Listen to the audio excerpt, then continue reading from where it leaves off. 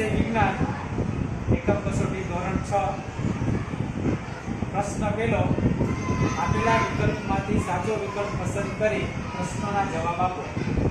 પ્રશ્ન પહેલો ચોખાના દાણાને ડૂંડામાંથી અલગ કરવા કઈ પદ્ધતિનો ઉપયોગ થાય છે? છડવું। પ્રશ્ન બીજો ઘઉંના દાણામાંથી ફોતરા દૂર કરવા કયું સાધન વપરાય છે?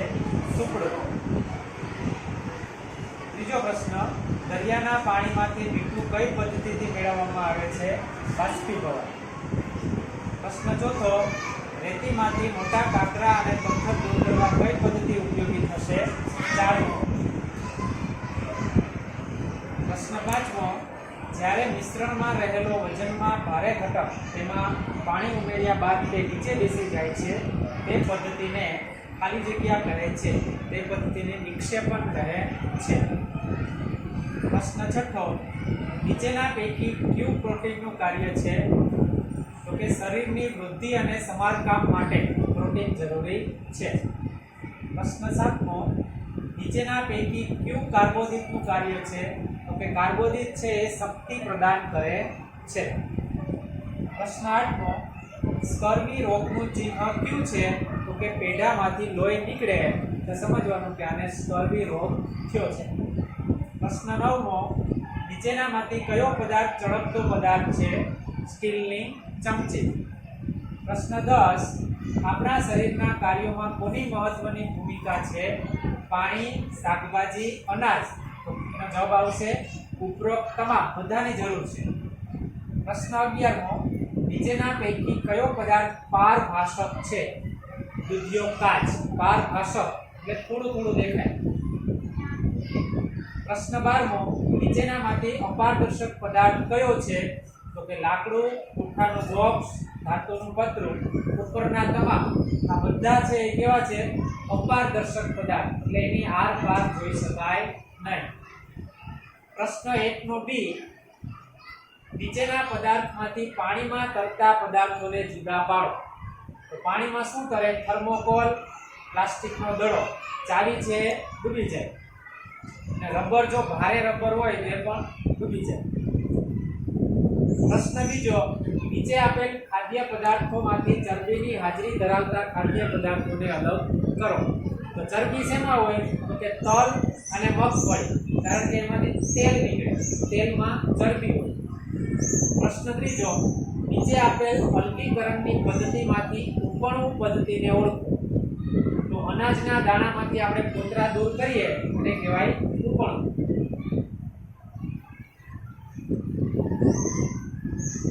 ખાલી જગ્યા સુક્તાનનો રોગ વિટામિન ખાલી જગ્યાની ઉણપથી થાય છે, વિટામિન ડી। મેદસ્વીતા પાછળ આપણા ભોજનમાં ખાલી જગ્યાની વધુ માત્રા જવાબદાર છે, એનો જવાબ આવશે ચરબી। કયા વિટામિનની ઉણપથી હાડકાં ઊંચા અને વાંકા થઈ જાય છે? તો કે વિટામિન ડી। આપણે શીખ્યા હતા કે વિટામિન ડી આપણને સૂર્યના પ્રકાશમાંથી મળે છે, સવારે જે સૂર્યનો કુમળો તડકો હોય એમાંથી આપણને વિટામિન ડી પ્રાપ્ત થાય છે। કઈ પ્રક્રિયાને કારણે ધાતુઓ પોતાની ચળકાટ ગુમાવી દે છે? તો કે હવા તથા ભેજ સાથેની પ્રક્રિયાને કારણે। મનીષ રેતીને પાણીમાં ઓગાળી શકતો નથી કારણ કે રેતી છે એ પાણીમાં અદ્રાવ્ય છે, પાણીમાં ઓગળે નહીં। દુકાનદાર ચોકલેટ પારદર્શક બરણીમાં શા માટે રાખે છે? તો કે પારદર્શક બરણીમાં ચોકલેટ સ્પષ્ટ રીતે જોઈ શકાય છે। તેલ અને પાણી ભેગા થઈ ગયા હોય તો પણ સરળતાથી છૂટા પાડી શકાય છે, કારણ કે બંને એકબીજામાં મિશ્ર થતા નથી, બે અલગ રહે, મિશ્ર નથી થતા। સૂકી રેતી અને લાકડાના વેરને હાથથી વીણીને અલગ શા માટે યોગ્ય નથી? તો કે બંને પદાર્થોના કદ સમાન છે, રેતી પણ એટલા કદની હોય અને લાકડાનો વેર પણ એના જેવો જ લાગે। પાણીમાં મીઠું ઓગળતા ઓગળતા અમુક સમય બાદ પાણીમાં વધુ મીઠું શા માટે ઓગળતું નથી?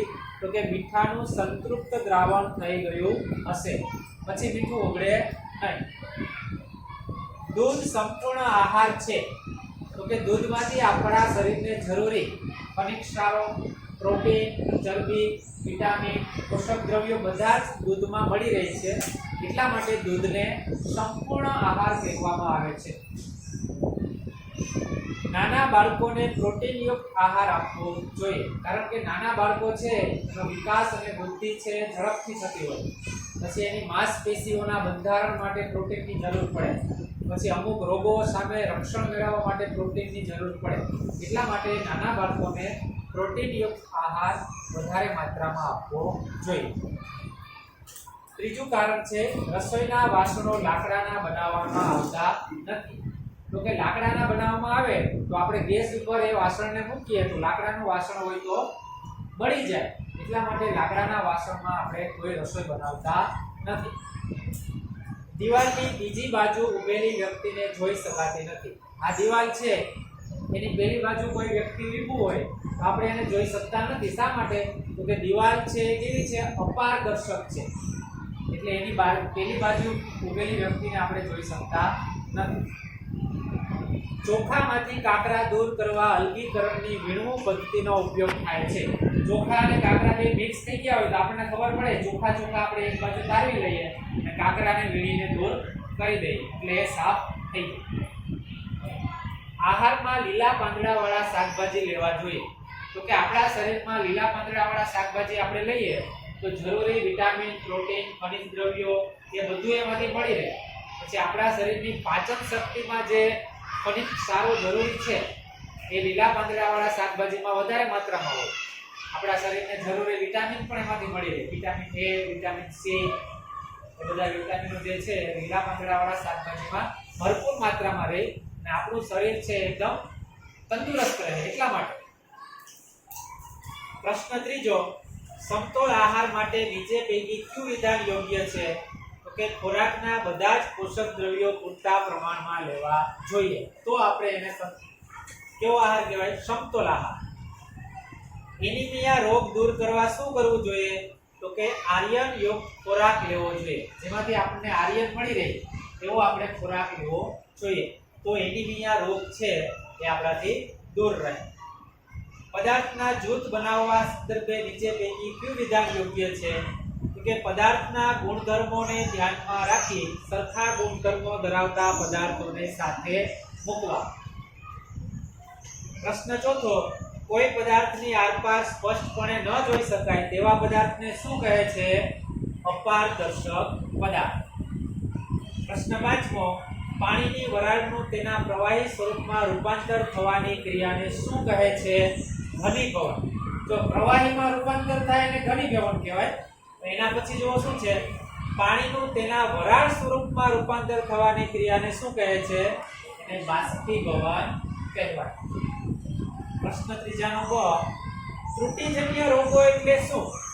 તો કે અમુક પ્રકારના વિટામિનની ખામીથી આપણા શરીરમાં અમુક રોગો ઉત્પન્ન થાય છે, એવા રોગોને ત્રુટિજન્ય રોગો કહેવાય. ત્રુટિ એટલે ખામી. કોઈ પણ કાંઈ ખામી હોય તો આપણા શરીરમાં એ રોગ ઉત્પન્ન થાય.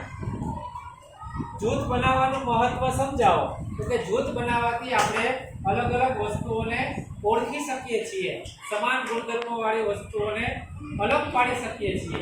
એટલે જૂથ બનાવીએ તો આપણને ખબર પડે કઈ વસ્તુ ક્યાં રાખવી અને કેવી રીતે એમાંથી છૂટી પાડી. અલગીકરણ એટલે શું? તેનું મહત્વ ઉદાહરણ આપી સમજાવો. અલગીકરણ એટલે અલગ કરવું. દાખલા તરીકે ચોખા અને કાકરા ભેગા થઈ ગયા તો આપણે એને વીણવાની પદ્ધતિથી અલગ કરીએ. ચાની ભૂકી છે એને આપણે ગાળીને ચામાંથી અલગ કરીએ. આવી બધી અલગ અલગ અલગીકરણની પદ્ધતિઓ છે.